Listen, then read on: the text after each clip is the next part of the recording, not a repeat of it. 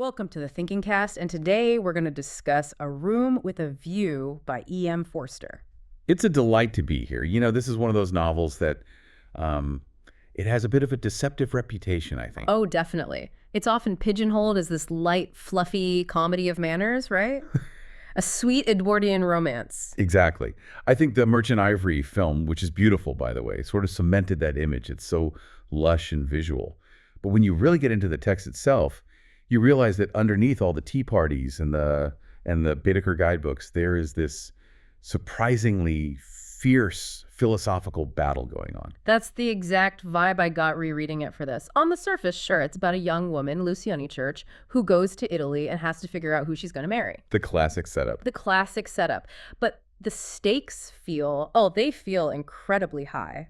Almost existential. It's not just will she pick suitor A or suitor B. It's more like, will she choose to be alive or will she choose to be, dead inside? That is the perfect way to frame it. The core conflict isn't really between two men, George Emerson and Cecil Vyse, even though they absolutely represent the two sides of that choice. Right. The real conflict is right there in the title. It's between the room and the view. Okay, let's define those terms right at the top, because I feel like the whole book just hangs on this binary. When Forster talks about the room, he's not just talking about four walls and a ceiling, is he? No, not at all. The room is a metaphor. It's society. It's convention. It's structure. It's repression. It's safety. It's the space where you know the rules. You know exactly what to say, how to hold your teacup, who you're supposed to talk to. Yeah. It's comfortable, sure, but it is stifling. It has these thick walls that block out the messy reality of the world. And the view is... it's the antidote to that. It's the complete antidote. The view is everything outside that room. It's nature, it's truth, it's direct, unfiltered desire, and maybe most importantly, it's the unpredictable, sometimes violent reality of life. The view doesn't have rules. The view doesn't care if you're holding your fork correctly. It just is. So the mission of the book, and I guess our mission for this deep dive, is to really analyze how Lucy Honeychurch navigates this terrifying prospect of leaving the safety of the room to actually engage with the view. It's a battle for her soul, really, between social expectation and personal liberation. And what's so striking to me is that even though this book was published way back in 1908, that struggle feels absolutely timeless. Oh, completely. We might not have chaperones breathing down our necks anymore, but we definitely have our own versions of rooms, don't we? Yeah. Social bubbles, online echo chambers, the pressure to conform to some curated image of ourselves. Absolutely. The furniture's changed, but that anxiety of authenticity of being your true self, that remains exactly the same. But to really get why this was so revolutionary when Forster wrote it, we have to kind of step back into his world. We need to set the stage, the Edwardian era. Right. So we're in 1908. Queen Victoria died in 1901, so we're technically out of the Victorian era. King Edward VII is on the throne. But it still feels like a hangover period, The Victorian rules are all still there, but they're starting to wobble. It's a transition period. Historians often call it a bridge between the incredibly rigid 19th century and the modern 20th century. Under Victoria, society was just. It was defined by this extreme moral rigidity, very strict class hierarchies, and this heavy emphasis on duty and, frankly, repression. Don't feel, don't touch, just do your duty. Pretty much.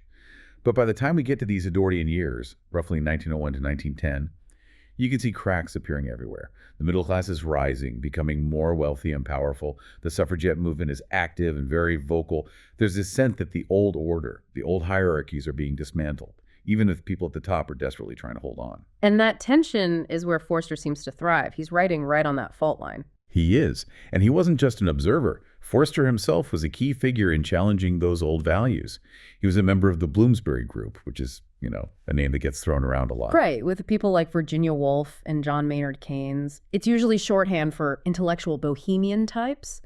But what did they actually believe? How does their philosophy sort of bleed into this book? Well, their core philosophy was a massive reaction against Victorian hypocrisy. Yeah. They valued two things above all else: personal relationships and aesthetic enjoyment.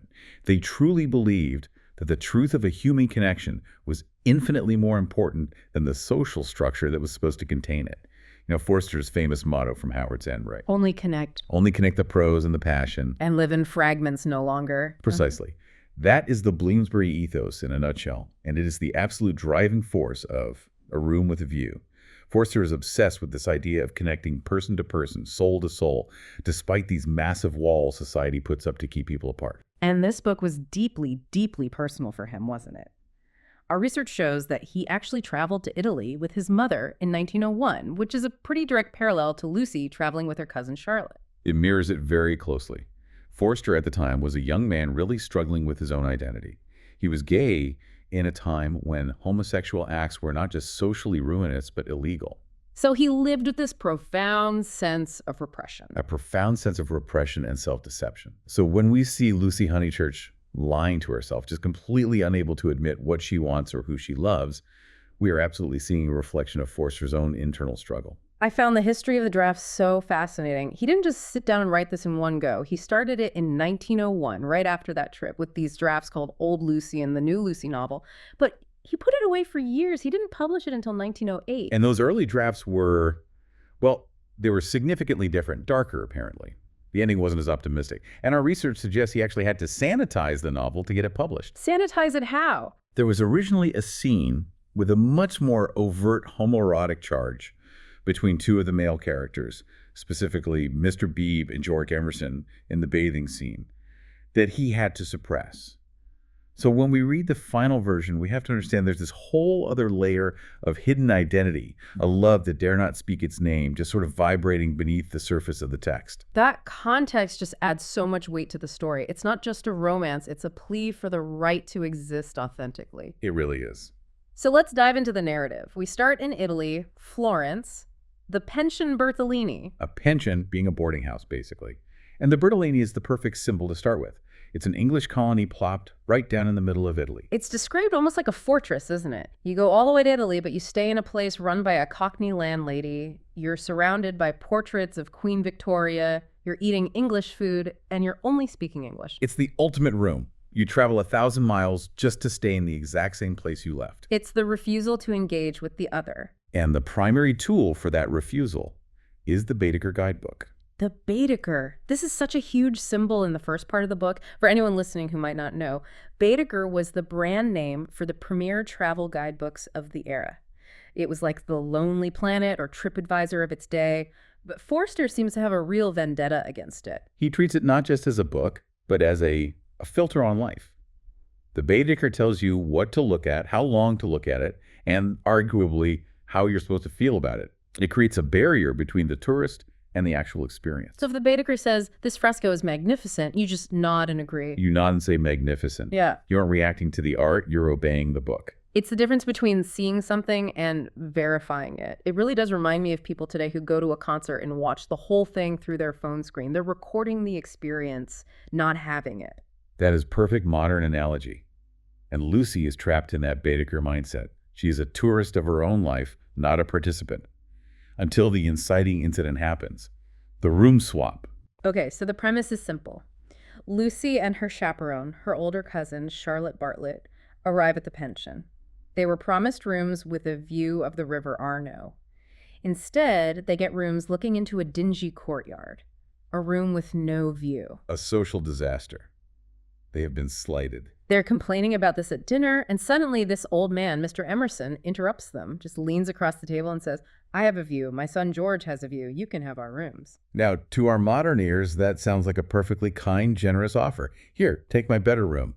But in the context of the pension Bertolini, this is a social grenade. Why? I really want to unpack this because the reaction is so intense. Charlotte Bartlett acts like he's just done something incredibly indecent. Why is a simple favor seen as so offensive? It all comes down to the unspoken Edwardian code of class and transaction. Yeah. In this society, you do not accept favors from strangers, especially strangers who are perceived as, well, as social inferiors or ill-bred. And the Emersons are seen as vulgar? They're seen as vulgar because they are direct.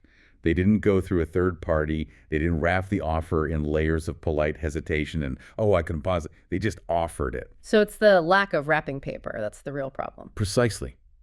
It creates an immediate, unmediated social obligation between strangers from different classes. Yeah. It's too intimate. And Charlotte Bartlett is the high priestess of the room. She is obsessed with propriety and indebtedness. Accepting the room would put them in the Emerson's debt, which to her is socially dangerous. It's fascinating that pure kindness is viewed as a threat because it breaches the walls of the room. But eventually, Mr. Beebe, the clergyman, he smooths things over and convinces them to take the rooms. So Lucy gets her view. And almost immediately, the Baedeker way of life starts to crumble. It does. There's that pivotal chapter titled In Santa Croce with no Baedeker. Lucy goes to this famous church, but she's lost her guidebook. Which for her is a genuine crisis. She has no idea which frescoes are the good ones to look at. She's totally unmoored. But that's the point, isn't it?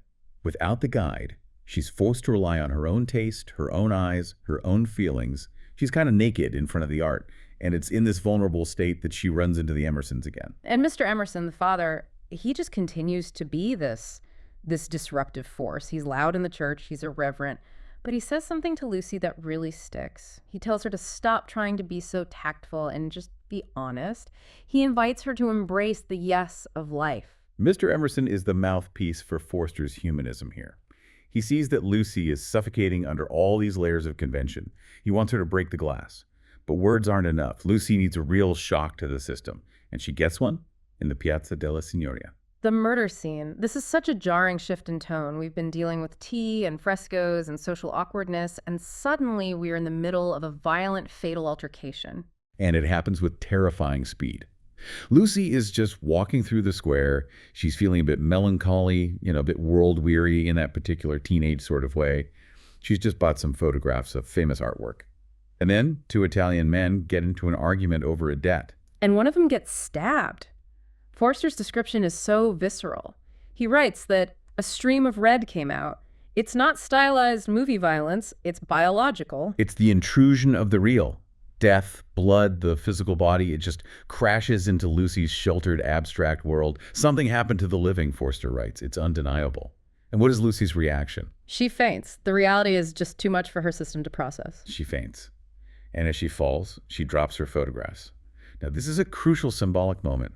The photographs, these reproductions of art, the filtered view of the world, they fall right into the blood. Art meets life, and life makes a mess of it. Exactly. And who was there to catch her? George Emerson. George catches her. And when she wakes up, he's there.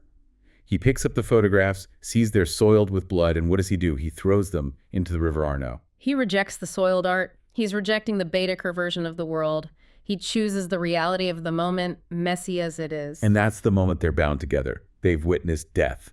They've crossed a threshold that Charlotte Bartlett and the other people at the pension can't even begin to understand. It's their intimate secret. And it changes George, too. Up to this point, George has been described as this moping, depressed figure, existential. He draws question marks on pieces of paper. But after the murder, after holding Lucy, he says, "I shall want to live, I tell you." The shock of death, combined with the proximity to Lucy, it wakes him up. He realizes that the yes his father's always talking about isn't some abstract philosophical concept. It's embodied. It's her. Which sets us up perfectly for the climax of the entire Italian section, the drive to Fiesole. Oh, this is one of the most famous scenes in English literature. The group takes a carriage ride up into the hills outside Florence. And the driver is this young Italian guy who Forster compares to Phaethon, the figure from Greek mythology who drove the sun chariot and set the world on fire. He's young, he's beautiful, and he's got his girlfriend on the carriage with him. And they are just kissing and laughing and being completely free. They represent everything the buttoned-up English tourists are not. They are the view in human form. And the English are deeply uncomfortable. They try to separate the lovers to make them behave properly. But Phaethon leads them up the hill, and Lucy gets separated from the group. She goes looking for Mr. Beebe and another clergyman, Mr. Eager. She wants to ask them where the good view is, but the driver misdirects her. Or maybe he directs her perfectly. He directs her to the violets. The description here is just, it's so lush. She stumbles down a slope and lands on this terrace that is completely covered in violets. Not just a few flowers, it's a sea of them. Springs of water are bubbling up. It's fertile, it's vibrant, it's primal. It is the source of life itself. And standing right in the middle of it is George. He sees her. He doesn't say hello. He doesn't say, "Fancy meeting you here." No words at all. He simply steps forward and kisses her. It's the victory of pure impulse over convention. It is the view taking over completely. For just a split second, there's no society, no rules, no chaperone, just two people and the violets. But of course, the room has to fight back. Enter Charlotte Bartlett. She appears on the ridge above them, described almost like a brown blot against the beautiful landscape. She sees the kiss. She's the agent of repression. She gasps or screams, and the spell is broken. And the consequences are immediate. Charlotte packs Lucy up. They flee Florence the next morning. They run away to Rome. The room slams the door shut on the view. And that ends part one. Lucy chooses safety. She chooses to run away from the messiness of passion. And when we meet her again in part two, back in England, we see the price she has paid for that safety. She's engaged. But not to George. She's engaged to Cecil Vyse. And we need to spend some real time on Cecil because he's such a fascinating villain. He's not some mustache-twirling bad guy. He's cultured, he's rich, he's clever. On paper, he is the perfect catch. He is, and that's precisely what makes him so dangerous. Cecil represents a different kind of room. If the Pension Bertolini was the room of middle-class propriety, Cecil is the room of aesthetic snobbery. Forster describes him repeatedly as medieval. I wanted to ask about that specific word choice. Usually when we hear medieval in a romance context, we think of knights, chivalry, courtly love. That sounds positive, but Forster uses it as an insult. Why is that? Because for Forster, medieval means looking backward. It means viewing women not as people, but as icons, as abstract ideals. Cecil literally compares Lucy to a Leonardo da Vinci painting. He says things like, she is a work of art. Which sounds like a compliment, but it's actually completely dehumanizing. Precisely. You don't have a conversation with a painting. You own a painting. You display a painting. You don't ask a painting what he wants for dinner or what it thinks about women's suffrage. Cecil wants to mold Lucy. He wants to be her mentor, her guide, her owner. He is described as a Gothic statue, cold and lifeless. He's also a tremendous snob. The outline mentions that he believes in democracy in theory, but hates it in practice. That is the great irony of Cecil. He considers himself a liberal intellectual. He talks a big game about mixing classes. But the moment he actually encounters someone from a different class, like the Honeychurches or the Emersons, he recoils. He mocks them behind their backs. He creates a room with no view for Lucy by closing the curtains on the world. There's that scene where he's reading to her in the drawing room and he literally refuses to play tennis or go outside. He hates sport. He hates the body. And Lucy is just miserable, though she absolutely will not admit it. She's entered what Forster calls the muddle. The muddle. This is such an important concept in the book. It's Forster's specific term for a state of spiritual confusion that's caused by self-deception. It's not just being confused, it's actively lying to yourself until you can't tell the difference between the lie and the truth. And she's in deep. She tells everyone she loves Cecil. She tells herself she loves Cecil, but her body knows she doesn't. She is at war with herself. And this plays out at her family home, Windy Corner. Now, Windy Corner is a great setting because it contrasts so sharply with Cecil's whole vibe. The Honeychurches, Lucy's mother and her brother Freddie, are chaotic. They leave doors open, they're loud, they're natural. They represent a healthy, distinctively English kind of vitality. They aren't intellectuals like Cecil, but they are alive. Cecil looks down on them as vulgar, of course, but you can tell Forster clearly loves them. So the plot thickens when a cottage opens up in the neighborhood. Cecil, trying to be ironic and play this clever prank on the local landlord, arranges for some unrefined tenants to move in. He thinks it will be a great joke to have common people living in such a posh area. He wants to disrupt the local society just for his own amusement. But the joke is on him because the tenants turn out to be the Emersons. The very people Lucy has been running from. George and his father move in right down the street. And this leads us to the centerpiece of the English section, and perhaps the funniest and most profound scene in the entire book, the sacred lake. The bathing scene. We have to paint this picture for the listeners. It's a Saturday afternoon. Freddie, who's Lucy's brother, George Emerson, and Mr. Beebe, the local vicar, are out for a walk in the woods. They find this small, secluded pond. And it's important to note the mix of people. You have the young, energetic brother, you have the brooding, melancholic George, and you have the clergyman, the representative of social and moral order. And someone suggests they go for a swim, but they don't have any swimsuits. So they go in naked. Simplicity, as Forster calls it. It starts as just a swim, but it turns into this wild romp. They were splashing each other, chasing each other around the banks, playing King of the Castle. It's a scene of pure, unadulterated joy. But socially, it is radical. When you strip off the clothes, you strip off the class markers. In the water, you can't tell who's the gentleman and who's the railway clerk. You can't tell who's the vicar and who's the layman. They're just men. The research refers to it as a baptism. It is a baptism into nature. They're washing away the stuffiness of society. And for George, this is crucial. He smiles. He laughs. He becomes a child again. It connects him to Freddie and even to Mr. Beebe in this bond of what Forster calls comradeship. But because this is a comedy of manners, the real world has to intrude. Who comes walking down the path? This is Honeychurch, Lucy, and Cecil. Of course. And the reaction here tells us everything we need to know about each of these characters. Absolutely. Mrs. Honeychurch screams. It's a great bit of farce. But look at Cecil. Cecil is horrified. He tries to shield the women's eyes. He is disgusted by the naked body. He represents the prudishness of the room. And Lucy. Lucy is embarrassed, of course. She giggles. But she sees George. She sees him in his physical reality.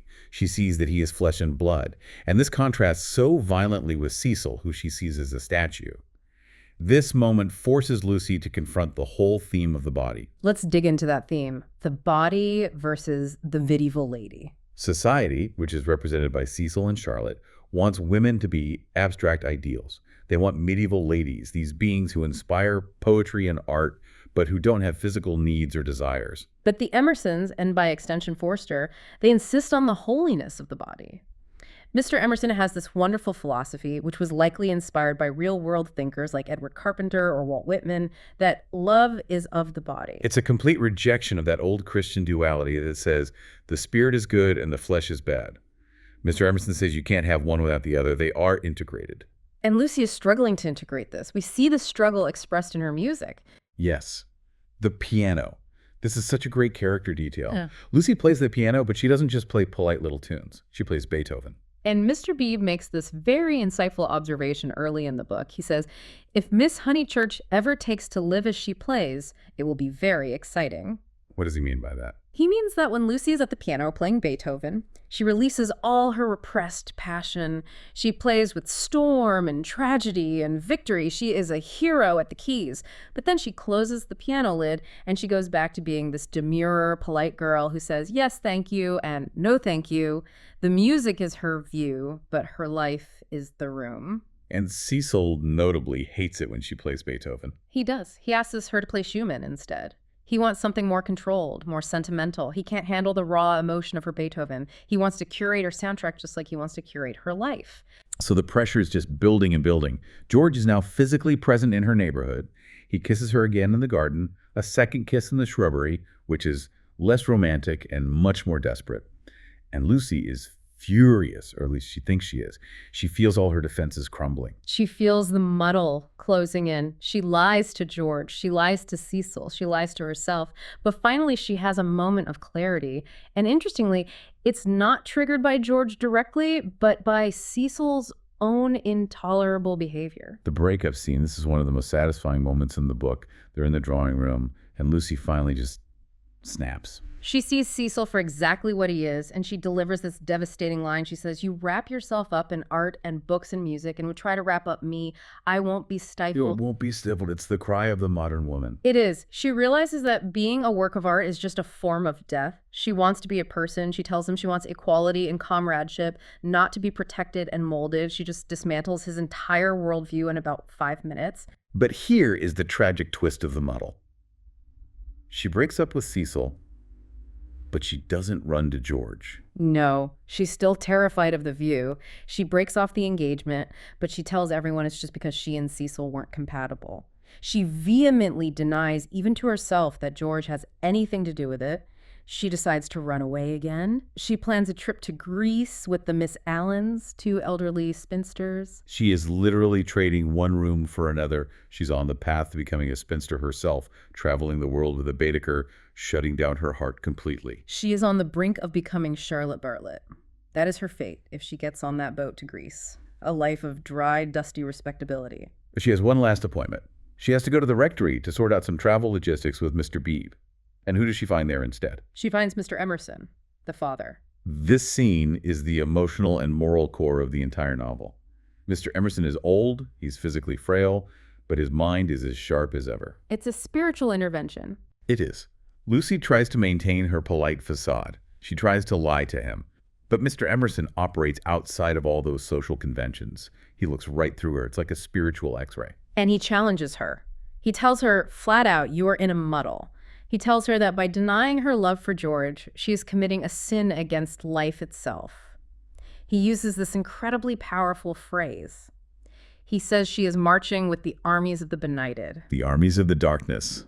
The people who follow the rules instead of the truth. And he forces her to hear the words she has been suppressing for months. He just says, "You love George." It's so simple, but hearing it spoken aloud by someone else, it just breaks the spell. He validates her desire. He tells her that passion isn't dirty or wrong. He says that wonderful line, "Love is of the body, not the body, but of the body." He synthesizes the physical and the spiritual. He gives her permission to be whole. And the walls of the room finally come crumbling down. Lucy breaks down. She admits it. And she acts. She doesn't go to Greece. She elopes with George. Which, we should point out, is a huge scandal. They run off without family consent. The Honeychurches are furious. Society is shocked. But they do it. And the novel ends right back where it began, at the Pension Bertolini in Florence. But the context has changed completely. They're married. And this time, they have the room with the view. They've achieved the synthesis. They have the room, a marriage, a structure, a home. But they also have the view, passion, truth, equality. They are leaning out of the window together, looking at the river. It's perfect. And there's that one little mystery that gets cleared up in the end. It turns out that Charlotte Bartlett, the chaperone from hell, as you called her, might not have been the villain we thought she was. This is such a subtle, brilliant touch. It is. George reveals that on the day of the intervention, Charlotte knew Mr. Emerson was in the rectory. She let Lucy go in there, knowing what would probably happen. The implication is that deep down in her repressed heart, Charlotte wanted Lucy to escape. That makes Charlotte such a tragic figure. She enforced the rules her whole life, but maybe, in the end, she realized they were a cage. She couldn't save herself, but she could help save Lucy. It's a moment of grace for a very difficult character. Now, I want to pivot a bit to the deeper layers of analysis here. We've covered the plot, but let's talk about the isms, specifically the feminist reading and the queer theory reading of the novel. Let's start with the feminist perspective, Yeah. because A Room with a View is undeniably a story of female liberation. Lucy starts as a doll, a possession to be molded. She ends as an autonomous agent who makes her own choices. The language she uses when she breaks up with Cecil is key, right? She rejects the wider dwelling room. She doesn't just want a bigger cage, she wants to be outside entirely. She rejects the patriarchal model that says a woman's value lies in her ability to inspire men from a pedestal. She chooses George, not because he's richer or more powerful, he is neither, but because he treats her as a comrade. Comrade. That word comes up a lot. It does. And that bridges us directly to the queer theory reading. In the Edwardian era, comradeship was a kind of coded term.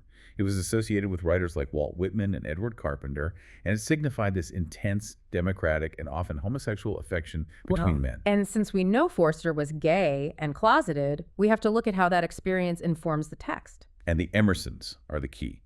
They are men who love each other openly, father and son, with a tenderness that was considered unmanly by Victorian standards. They are outsiders. They don't fit the class structure. In many ways, the outsider status of the Emersons mirrors the outsider status of the gay man in Edwardian society. They are the ones who can see the truth because they aren't allowed inside the room to begin with. And then there's Mr. Beebe. We touched on him earlier, but his ending is weirdly dark. He seems like a nice progressive guy for most of the book, but when Lucy and George get married, he just turns cold. He never speaks to them again. This is a point of a lot of scholarly debate. Mr. Beebe is a bachelor clergyman. Throughout the book, he seems to admire Lucy, but mostly when she's detached or playing her music. He likes her as an aesthetic object or as kind of spiritual being. He loses interest when she becomes a sexual being. Exactly. When she enters a heterosexual marriage, when she becomes a body that desires another body, Beebe recoils. Some critics argue this represents a repressed homosexuality in Beebe that manifests as misogyny. He hates that she has chosen conventional biological fulfillment. He wanted everyone to remain in this state of suspended, sexless, aesthetic connection. In the end, he's the ultimate anti-view. That is so complex. It really shows that Forster wasn't just writing a simple romance. He was working through all these incredibly complex ideas about desire and identity in a very restrictive world. Indeed. And it gets even more complex. Because before we close, we have to talk about the appendix. Most people finish the novel, close the book, and think happily ever after. But in 1958, 50 years after publication, Forster wrote an addendum called A View Without a Room. And it is a splash of ice-cold water on that happy ending. Why did he do it? Why ruin the fantasy? Because Forster was a modernist at heart, and he lived through the horrors of the 20th century. He knew that the Edwardian summer couldn't last. The novel ends in 1908, but we all know what happens in 1914. World War I. The Great War. And it destroys the world of a room with a view.